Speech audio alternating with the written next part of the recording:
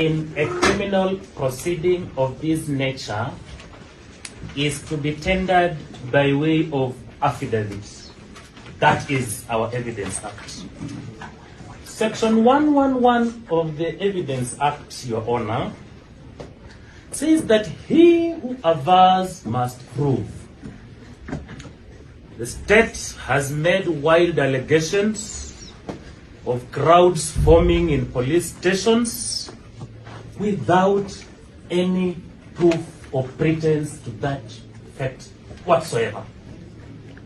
Your Honor, the accused person before you is 19 years old.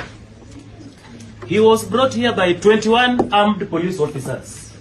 The number of police officers who escorted him are more than his age. These police officers, Your Honor, if they had time to sit down, they would have produced an affidavit before you. You cannot come to court 21 people to say that one individual will not sit down to craft a 5-page affidavit. He is a victim of state indolence.